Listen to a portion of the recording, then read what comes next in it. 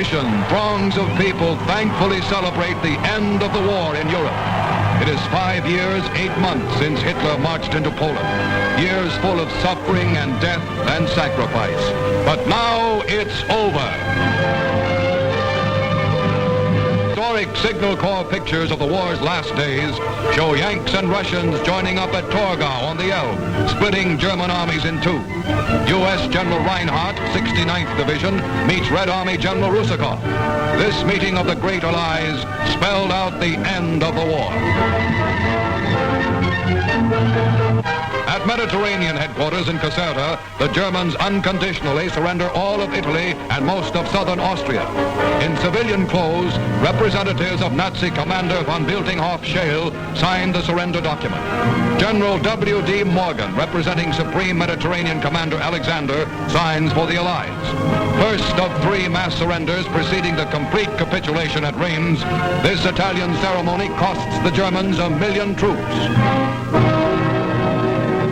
Inside Germany itself, at the famous stadium of Nuremberg, scene of countless Nazi rallies, in a ceremony symbolic of the complete destruction of Nazi Germany, the Nazi swastika is blotted out by the stars and stripes.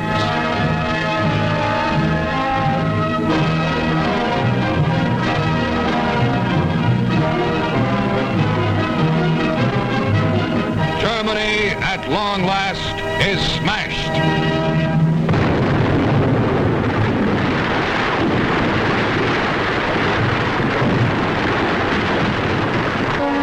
His trailer near Hamburg, General Sir Bernard Montgomery steps out to receive German peace offers from General Admiral Hans von Friedeberg. The Germans, as always, seek to split Allied unity, offering surrender of 3 German armies to Britain and America, but not to Russia. Curtly refused by Monty, they have one alternative, the unconditional surrender of all their forces in the north. Among themselves, the Germans discuss the unyielding Allied terms before returning to their own lines. 25 hours later, they return.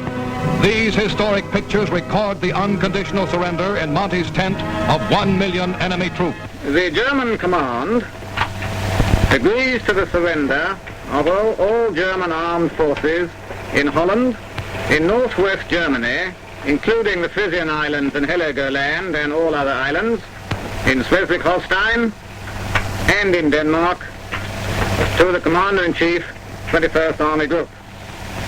And the German delegation will now sign this paper.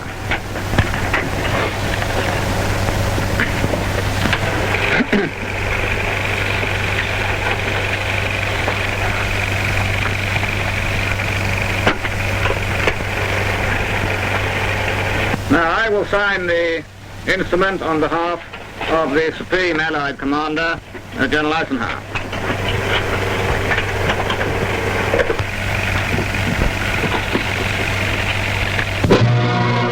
Days afterward, Colonel General Alfred Jodl, Nazi Chief of Staff, arrives at General Eisenhower's schoolhouse headquarters in Reims, France, to surrender all of the remaining German armed forces to the Allies.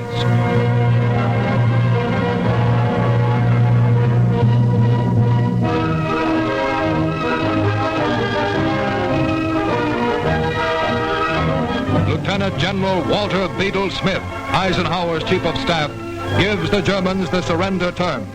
They are unconditional, like those of Alexander in Italy, Montgomery at Lüneburg, and Devers at Munich. General Jodl, with Admiral Friedeberg at his left and Major General Wilhelm Oxenius right, signs the instrument of surrender.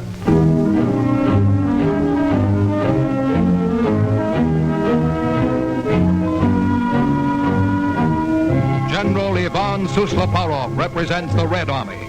The delegates of 4 powers, America, Russia, Britain, and France, now sign the document. General Jodl personally represents Admiral Dönitz, German Führer. Admiral von Friedeberg had made first and conditional offers of surrender to Eisenhower.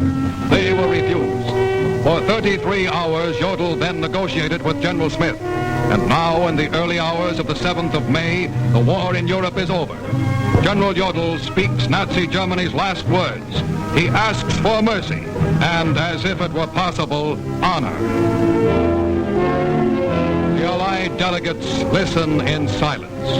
The war in Europe ends, as Franklin Roosevelt and Winston Churchill had promised, in smashing defeat and unconditional surrender. The surrender pens are given to Ike Eisenhower by Beadle Smith. This is the glorious hour. Now the fighting job in Europe is over. In the German homeland itself, utter defeat and chaos.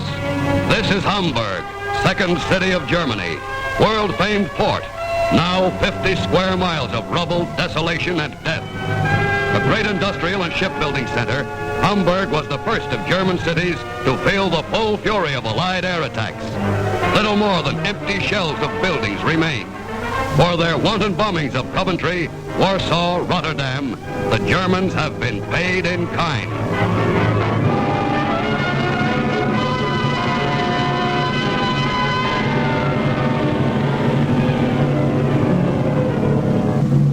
German manpower imprisoned.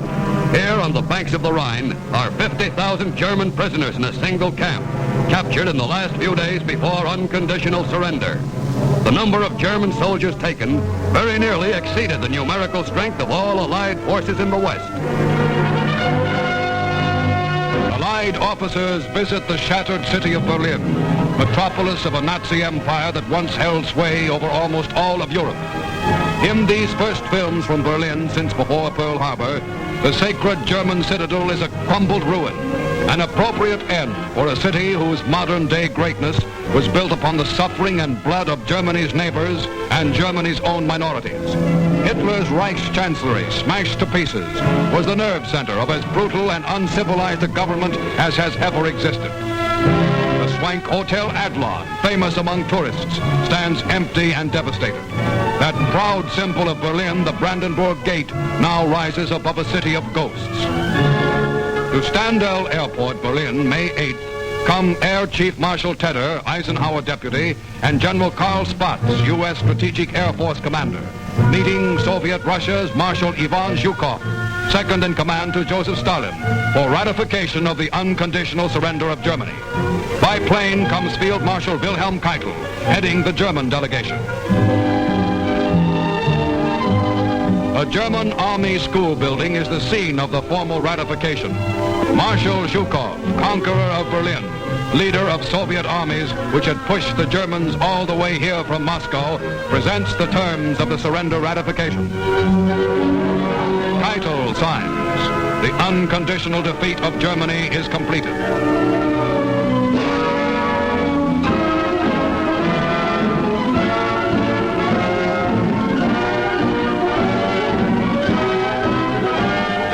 Representative sign. A war that was fought in unity among the three great powers ends as well in unity.